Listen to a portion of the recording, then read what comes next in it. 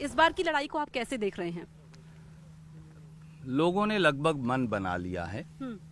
BJP single digit में जाने वाली है हरियाणा में, तो वो 10 का आंकड़ा नहीं छुएंगे, ऐसा मेरा अनुमान है।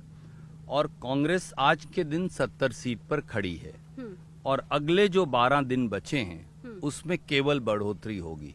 तो जैसा 1987 के चुनाव में देवीलाल जी की 85 सीट तक आ गई थी, आप बिल्कुल आश्चर्यचकित मत होइएगा अगर कांग्रेस 80 सीट पर पहुंच जाए तो।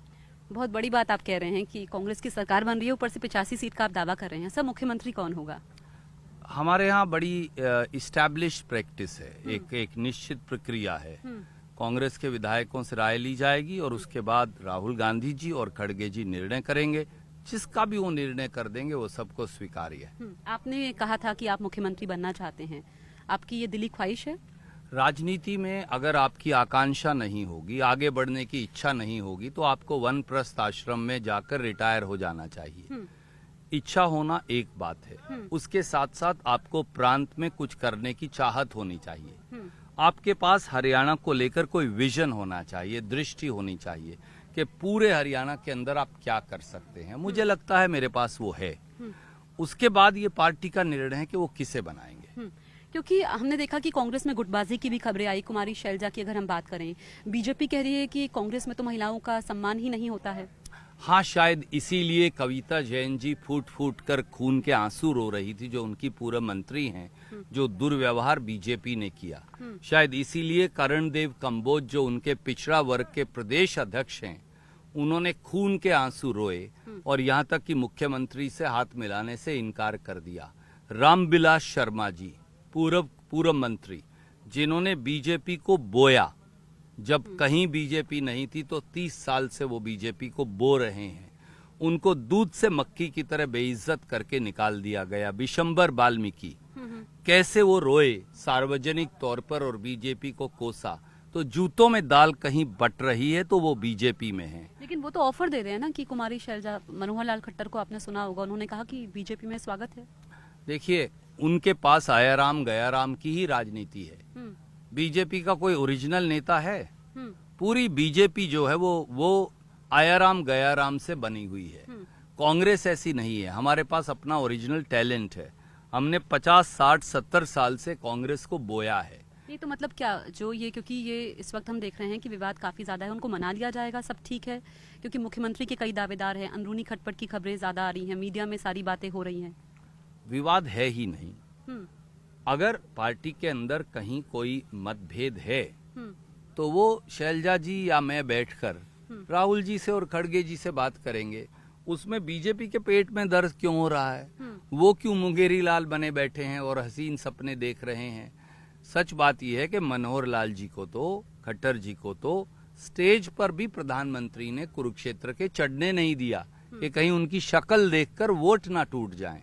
तो आप अंदाजा लगाइए, जिस व्यक्ति को आपने 9.5 साल मुख्यमंत्री रखा, जिस व्यक्ति के आप कसीदे पढ़ा करते थे, आज मोदी जी उनके चेहरे से इतने भयभीत हैं कि उन्हें स्टेज पर नहीं चढ़ने देते, और वो हमें ऑफर दे रहे हैं, भैया पहले अपनी पार्टी में अपनी पोजीशन सिक्योर करो। ठीक है, अरविंद केजरीवाल कह रहे हैं कि हमारे बिना हरियाणा में सरकार नहीं बनेगी, जरूरत पड़ी तो उनको साथ लेंगे। देखिए, अरविंद जी की अपनी एक इच्छा हो सकती है, इसमें क्या बुरी बात है।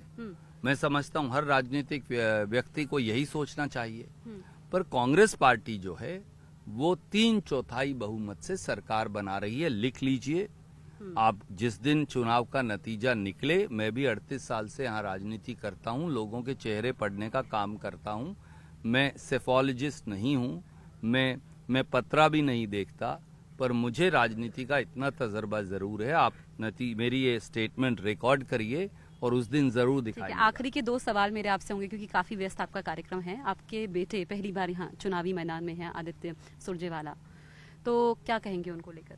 देखिए, पार्टी का ये निर्णय था कि आदित्य चुनाव लड़े। मैंने पार्टी को कहा था कि मैं चुनाव लड़ने के लिए तैयार हूँ। पार्टी को लगा कि नहीं, उन्हें एक नए चेहरे की तलाश है, उन्होंने दिया, ये स्वीकार्य है। मैंने आदित्य को एक ही बात कही कि उसको 2 शब्द जो 4 अक्षरों के हैं वो याद कर ले, एक काम एक सेवा। 2 काम कर ले, उसके बाद गुण, तजर्बा काम करने की क्षमता वो लोग अपने आप सिखा देंगे। आपके मन में सेवा और काम दो चीज होनी चाहिए। ठीक है, आखिरी सवाल मेरा आपसे कि कांग्रेस को क्यों वोट दे जनता, क्योंकि बहुत जल्द अब तो 5 तारीख को वोटिंग होने वाली है। दूसरा ये कि आपके जो बयान सामने आ रहे हैं, मुख्यमंत्री के तो कई दावेदार हैं, फिर से वही है, कुमारी शैलजा भी है, आप भी हैं और भी हैं, और चेहरा तो अभी तक घोषित ही नहीं किया। कई दावेदार होना ये दर्शाता है कि कांग्रेस में टैलेंट है।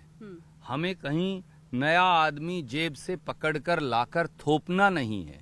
कांग्रेस में एक से ज्यादा लोग अगर ये हैं तो वो कांग्रेस की क्षमता और आप एक किस नंबर पे है? आप किस नंबर पे है? नंबरों का प्रश्न ही पैदा नहीं होता।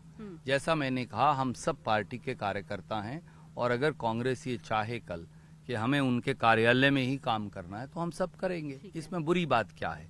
पर महत्वपूर्ण बात है, कांग्रेस को वोट इसलिए दें कि कांग्रेस जो है केवल वही गवर्नेंस कर सकती है। हमें सरकार भी चलाना आता है और लोगों से हमारा नाता भी है, इसलिए कांग्रेस को वोट दें।